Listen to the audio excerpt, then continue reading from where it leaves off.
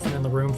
We've seen the different studies published nowadays on how prevalent anxiety is in this generation because guys are handed a phone pretty much fresh out the womb, never taught to sit with themselves. People seem to fear boredom and they fill every second of every day with distraction, and this likely it does prevent their any reflection or mental reset, and then this bleeds into their performance and then into their daily life because they don't know how to separate the two.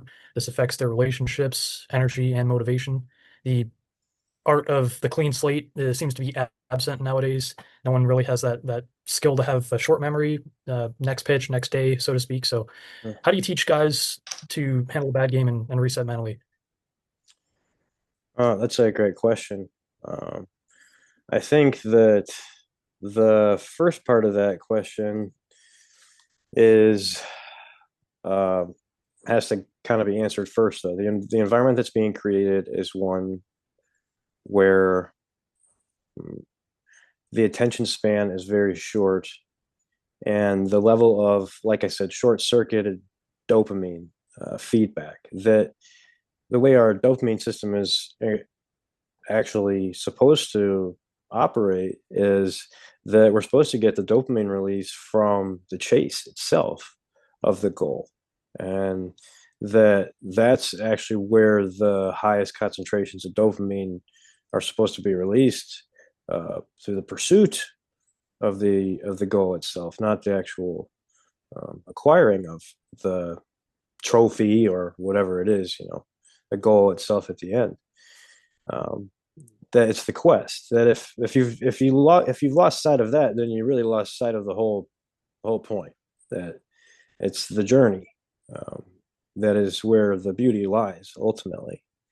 And um, the culture that we're now exposed to definitely doesn't facilitate that at all. It's a very much a uh, instant gratification, serve me right now. Any high amount of dopamine that comes to you without effort before it will eventually destroy you. Wow. Or bring you close to destruction.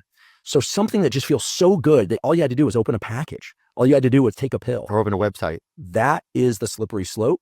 I'm not a huge UFC fan, but I've been to a few fights and it's fun.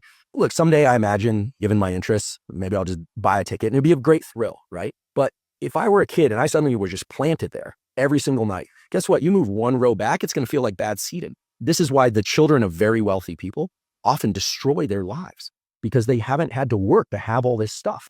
And without any work for it. And with that comes the misunderstanding of what I'd quote Bolt here to say that, I trained for 4 years to run for 10 seconds, basically.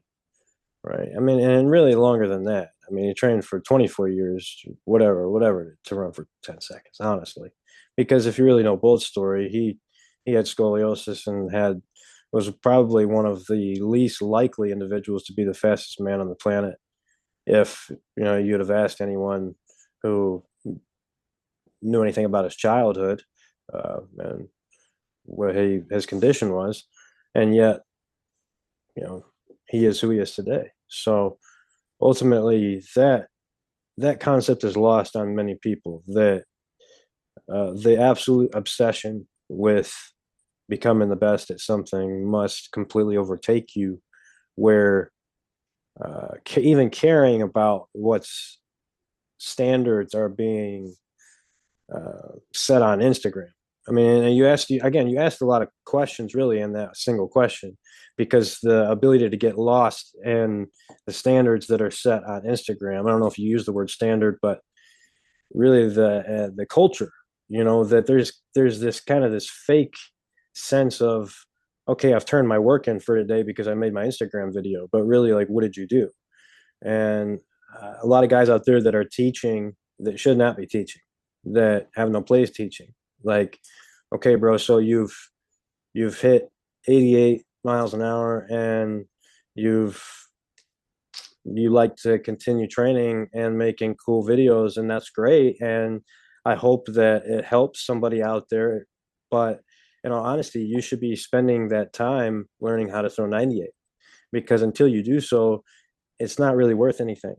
And it's not really worth, you going and exposing it, because you should be exposing it for one of two reasons: to either get other people to do something great, or to get yourself in a position where you can put yourself on a platform where you can help others to do something great, which means, take yourself to the big leagues and get yourself on a platform where you can, share the love of God and the love that you have for the game and for your teammates and everything else that really makes you a worthy man, on this planet, that gives you the opportunity to do that at a much, much higher level when you can exhibit those abilities, right? But